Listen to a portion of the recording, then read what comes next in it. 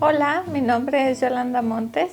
Actualmente curso el 10º semestre en la licenciatura de Restauración de Bienes Muebles en la Escuela de Conservación y Restauración de Occidente, ECRO. En este momento me encuentro dando mi servicio social en la Biblioteca Mates dentro del Colegio de Jalisco.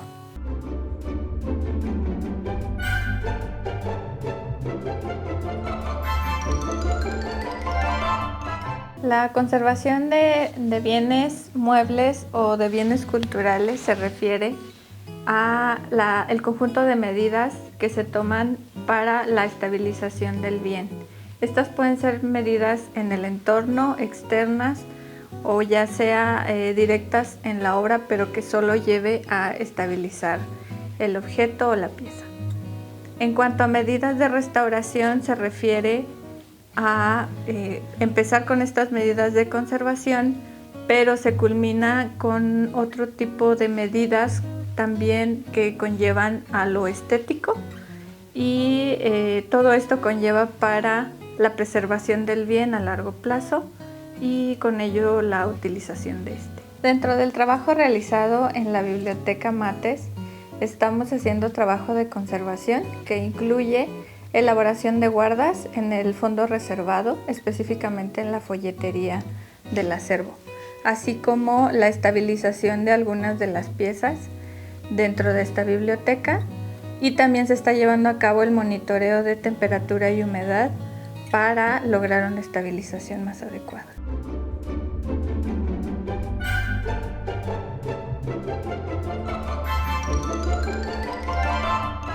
Las guardas realizadas en la folletería de esta biblioteca tienen como objetivo la protección de las piezas de forma unitaria, es decir, se hace a medida de cada una de las piezas, usando papel libre de ácido y de algodón para que la obra respire con naturalidad. Y pues ese sería el objetivo general.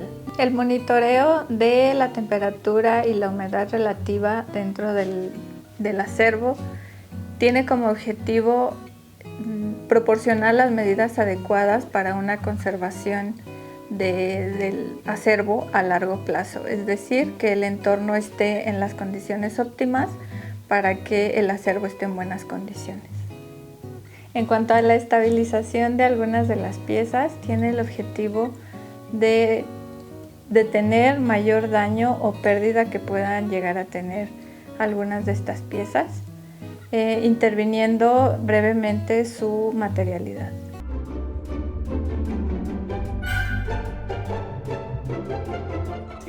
¡Ay, qué padre!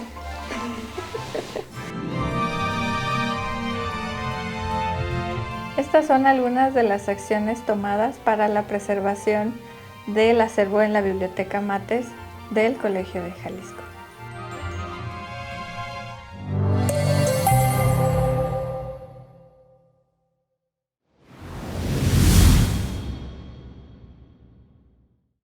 Hola, muy buen día, bienvenidos a Ventana al Occidente, el podcast del Colegio de Jalisco, en su episodio número 4. Este episodio se titula Patrimonio Natural y Ocio, y el día de hoy nos acompaña la doctora Dolores Álvarez, profesora investigadora del Colegio de Jalisco, para hablarnos de patrimonio natural y ocio. Muchas gracias, doctora. Gracias por la invitación. Bueno, voy a hacer una lectura del currículum de la doctora Dolores, que no es corto. Ella es licenciada en Geografía por la Universidad de Guadalajara, maestra en Estudios sobre la Región por el Colegio de Jalisco, doctora en Ciencias Sociales con especialidad en Antropología Social por el Centro de Investigaciones y Estudios Superiores en Antropología Social, CIESAS. Pertenece a la Red Internacional de Patrimonio Cultural y Ciencias Sociales, a la Red de Turismo y Cambio Climático, y actualmente es representante del Colegio de Jalisco en el Comité Ciudadano de Organismo Público Descentralizado Bosque de la Primavera. Bueno, doctora, para darle inicio al tema, me gustaría contextualizar que México cuenta actualmente con 27 sitios de patrimonio cultural, 6 de patrimonio natural y 2 de patrimonio mixto, inscritos en la lista de Patrimonio Mundial de la UNESCO. ¿Qué es el patrimonio natural? Sí, efectivamente, yo creo que antes de hablar de patrimonio natural en particular, habríamos que aclarar qué es el patrimonio en general. Y Bueno, el patrimonio en la actualidad, digamos que es una actitud contemporánea o que tiene que ver con la época moderna de la sociedad y se refiere a un proceso en el que los diferentes grupos sociales seleccionan con respecto a ciertos valores que prevalecen en esa sociedad, seleccionan ciertos bienes culturales o naturales y se les asigna nuevos usos. Entonces, en ese sentido, vamos a decir que el patrimonio natural pues se refiere a bienes naturales, pero en términos más generales se conocen tres referentes patrimoniales que han surgido en este siglo XX. Perdón, en el siglo XX pasado, olvido que estamos en el XXI. Y esos referentes patrimoniales se refieren primero a la historia o el pasado y se materializan en lo que nosotros conocemos como patrimonio cultural, ya sea material o inmaterial. Y en los sitios, por ejemplo, de patrimonio cultural de la UNESCO, ahí se manifiesta la historia, por ejemplo, ¿verdad? O el pasado. Y nosotros los entendemos o lo entendemos en la arquitectura, que es digna de ser conservada, o en otro tipo de patrimonio inmaterial como una práctica cultural puede ser, ¿verdad? Y otro referente es la inspiración creativa, y a esa se refiere a las creaciones artísticas, ya saben, pintura, escultura, arte en general, o también surgidas de la población en general como la gastronomía, que en este momento es muy importante para diferentes sociedades y que es reconocida, por ejemplo, la cocina mexicana, ¿verdad? Y en último término, que es lo que se refiere al patrimonio que nos interesa ahora, que es la naturaleza como un referente patrimonial que nos ha acompañado desde el siglo XX y se reconoce como una, lo que le llaman los estudiosos, una externalidad, es decir, algo fuera o diferenciado de la cultura. Ahora, ¿cómo se seleccionan esos bienes? A partir sí de esos referentes culturales, pero también a partir de las identidades que prevalecen en las sociedades. Y en esta selección participan al menos tres tipos de actores. El poder político, que es muy importante, la sociedad o las comunidades locales, y la ciencia y la tecnología, que son quienes aportan todos esos saberes, que tienen que conformar documentos a veces, que tienen que sustentar la declaración de patrimonios naturales, que casi siempre nos referimos a ellos como territorios, ¿no? Territorios de áreas silvestres. Y bueno, yo diría que en términos generales el patrimonio natural es un proceso de selección, apropiación y valoración de ciertos territorios y que se expresa en acciones concretas. Y de ahí que las áreas naturales protegidas es una acción concreta que materializa el patrimonio natural en un sentido abstracto. Y las áreas naturales protegidas son una forma de representar el valor que la sociedad le otorga a la naturaleza como un bien apreciado. ¿Por qué, doctora, bueno, planteando esto que usted nos comenta, ¿por qué hay una preocupación o discusión por conservar el patrimonio, ya sea natural, cultural? Bueno, en particular, los patrimonios se refieren a bienes, ¿verdad? Culturales y naturales que las sociedades consideran dignos de ser conservados. En el caso del patrimonio natural, es una expresión del valor que la sociedad actual le da a la naturaleza. Paradójicamente, esa gran valoración que ya mencionamos que es muy aceptado, que la naturaleza es patrimonio colectivo para generaciones presentes y futuras, paradójicamente es una época actual, en la época actual es donde o cuando más se ha deteriorado la naturaleza, es cuando más daño se le ha hecho a los ecosistemas. Quizás por eso mismo es más valorado, porque disminuye constantemente.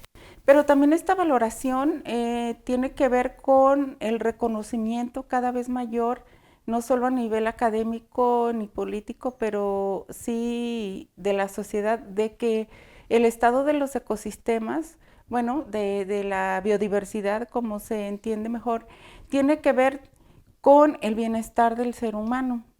Y en cuanto que se deterioran los ecosistemas y la biodiversidad que está asociada a estos ecosistemas, se deteriora también la calidad de vida humana. Entonces, en ese sentido es importante la conservación de la naturaleza y más en este contexto del cambio climático, del que entiendo que en pasadas ocasiones han hablado, ¿verdad? Sí, doctora, así es. Bueno, con la doctora Erika Cárdenas abordamos la cuestión de turismo y cambio climático.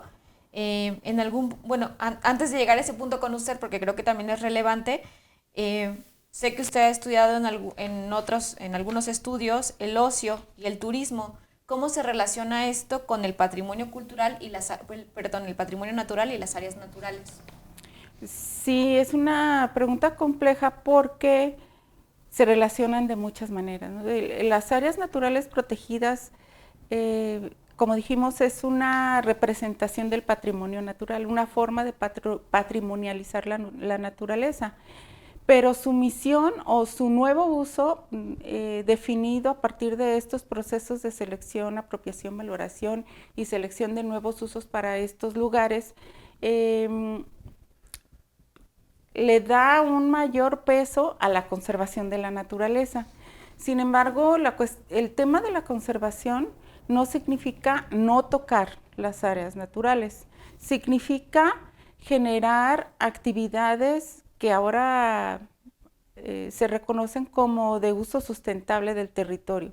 Y el turismo es una actividad reconocida como una que puede solventar la subsistencia de los grupos locales que anteriormente a las declaratorias de áreas naturales sobrevivían de prácticas tradicionales como la agricultura, la ganadería y otras que a partir de un decreto de área natural protegida se consideran como depredadoras y dañinas al medio ambiente.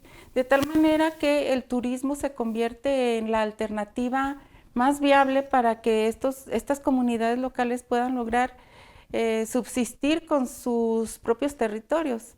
Entonces, eso por una parte, desde el punto de vista de las áreas naturales protegidas. Ahora, desde el punto de vista de los habitantes, voy a subrayar los habitantes urbanos, que son los que más demanda manifiestan de áreas naturales protegidas, pues son cada vez más esta demanda que existe de naturaleza, del consumo de la naturaleza le llaman, porque en cuanto que las grandes urbes como Guadalajara cada vez se vuelven más pobladas, con mayor estrés, etcétera, hay mayor población que requiere o que necesita o que busca tener una convivencia, se dice, una relación con la naturaleza en sitios como el Bosque de la Primavera, que es área protegida, por ejemplo, en nuestro caso, o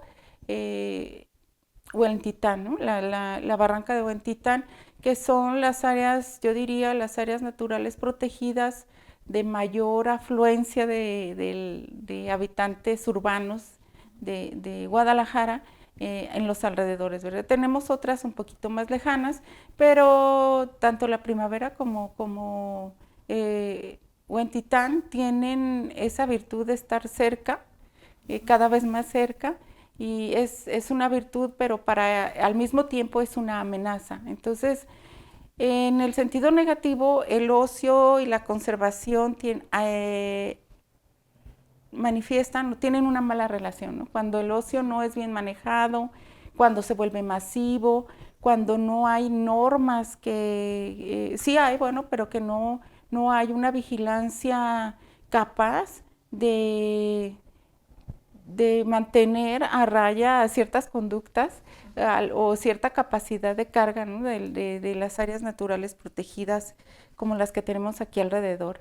Y bueno, si nosotros vamos y nos acercamos a estas áreas naturales protegidas, vemos que hay prácticas de ocio muy diferentes que son para diferentes gustos, ¿no? O requerimientos. Entonces tenemos prácticas desde la muy viejísima práctica del día de campo, que todavía existe, y está el deporte también, pero el deporte a diferentes grados. El ciclismo deportivo en la primavera es una actividad muy fuerte, muy demandante también, y en una relación, digamos, incómoda con el bosque de la primavera, digamos.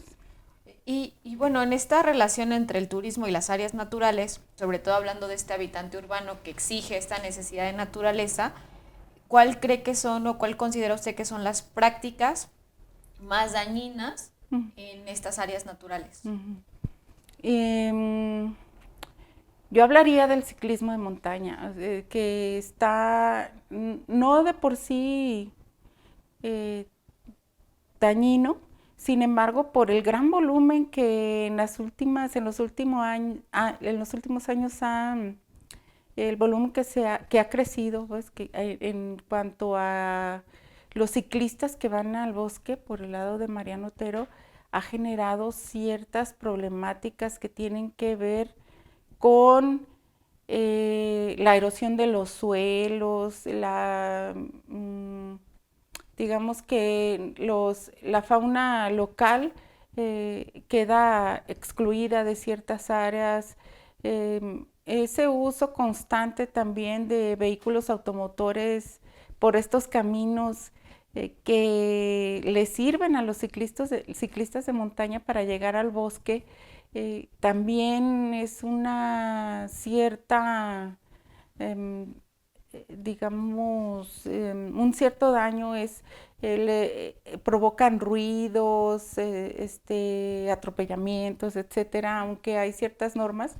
Pero bueno, yo diría que por una parte eso, y pues otro tipo de actividades pues también, pero sobre todo porque las personas que asisten no acatan las reglas. Por ejemplo, el llevar animales domésticos, muchas veces para abandonarlos allá, y es algo que perjudica muchísimo a la fauna local.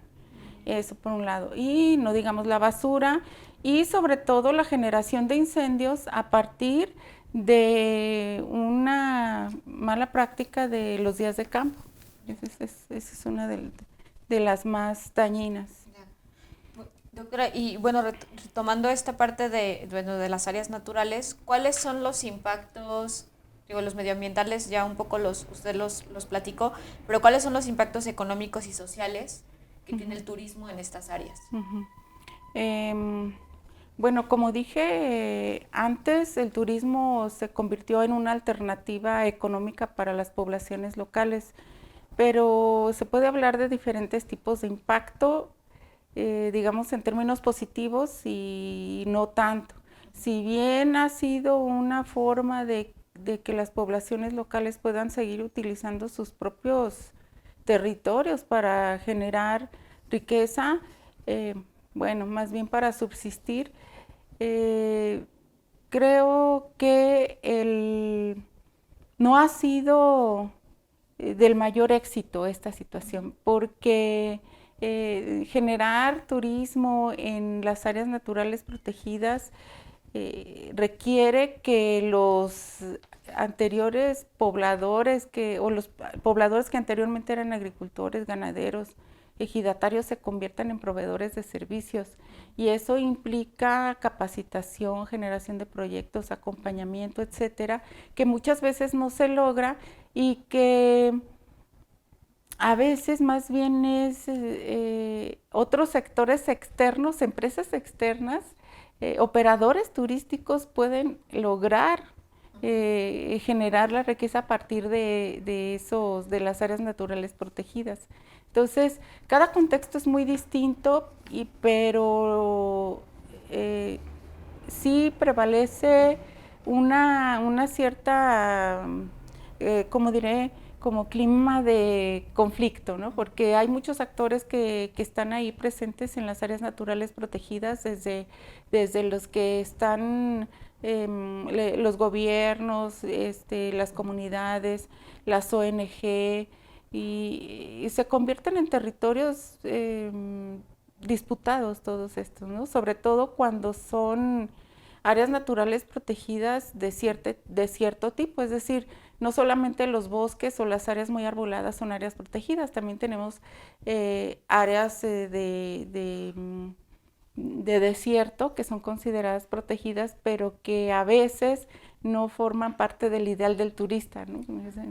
Pero sí, el turismo y las áreas naturales protegidas tienen pues una relación conflictiva, digamos. Hay, en estos conflictos que usted nos platica, ¿hay algún área protegida en la que sea más armónica esta relación entre los gobiernos, comunidades, las ONGs? ¿Hay un caso de éxito, por así llamarlo? Bueno, de lo que en la literatura se consigna como casos de éxito, conozco algunos casos a partir de algunos colegas que están trabajando en la península de Yucatán, se habla de una cosa que se llama turismo comunitario. Entonces ellos allá en la península de Yucatán lograron a partir de una red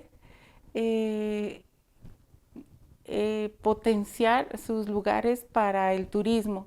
Pero fue algo muy complicado porque pues necesitaron mucho apoyo, porque todo esto también requiere de la conformación de un mercado turístico, y un mercado turístico que de cierta capacidad adquisitiva, porque generalmente decimos, bueno, es que en las áreas naturales pues es el cerro, o sea, no puede ser tan caro, pero sí, el turismo comunitario trata de resaltar todas las potencialidades culturales, no solamente del paisaje, sino también de las formas de vida de las personas que viven en estas comunidades que son rurales y que tratan de salir adelante. Tal vez ahí el que es un poquito el actor más conflictivo es el gobierno, pero entre las comunidades sí han logrado definir una red, y con ayuda también de los académicos y activistas que están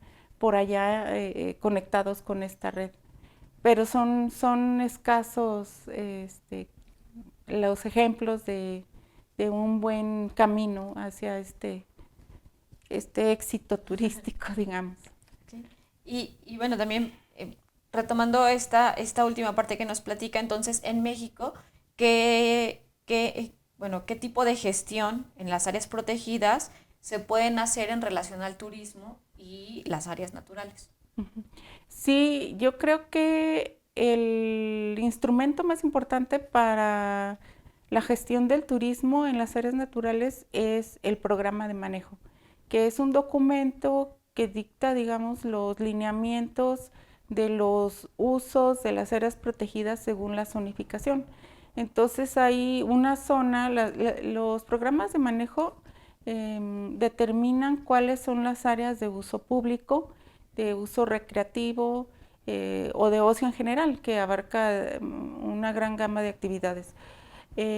Aquí también la cuestión es que este instrumento luego no se le da seguimiento con la vigilancia, porque además la vigilancia no puede ser tanta, pues para un área tan grande, y la idea, yo diría, es también darle una mayor importancia a otro tipo de instrumentos que son como los programas estratégicos, como lo tiene aquí el bosque. Se generó uno sobre cultura ambiental, ¿no? Y educación, cultura y educación ambiental. Entonces, por un lado, la valoración de la naturaleza pues es general, pero a la hora de la relación directa con estas áreas protegidas, observamos que la población tiene ciertas prácticas que no obedecen a esta valoración. Entonces, de ahí que la educación y el conocimiento no tienen un efecto directo con las acciones.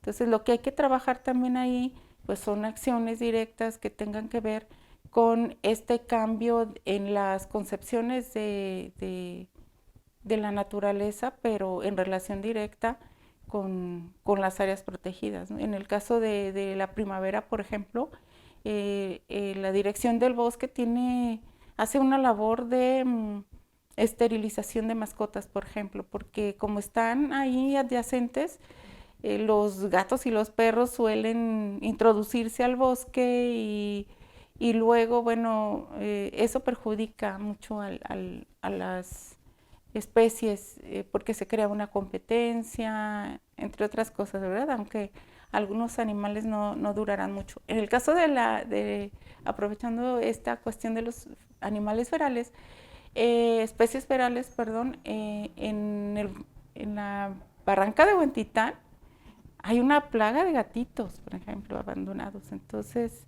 sí, no, hay que tratar de programar acciones. En el caso de la primavera existen, pero en el caso del bosque de la barranca no hay un documento, no hay un programa de manejo, además de que son de diferentes competencias. La primavera es de competencia federal y la barranca de Huentitán es de carácter municipal, aunque también ya pertenece a una demarcación protegida estatal, ¿no? Que también incluyendo toda la barranca del Santiago y del Verde. Eso es. Muy bien. Y bueno, pasando tal vez a algo que tenga que ver con esto de esta relación entre turismo, áreas protegidas, recreación, ¿cuál fue el impacto de la pandemia del COVID en esta nueva, no sé cómo llamarlo, pero de esta reestructuración del turismo cercano, urbano? Yo creo que pasó casi como en el turismo en general. Aquí en la localidad sí se cerró el bosque, por decir. No hubo, el bosque descansó.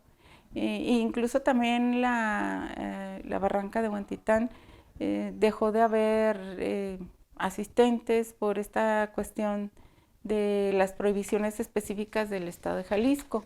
En otras zonas no fue tanto, pero la cuestión es que en las áreas protegidas tendió a cerrarse la práctica o el acceso a los visitantes, y eso pues fue benéfico para la biodiversidad al interior.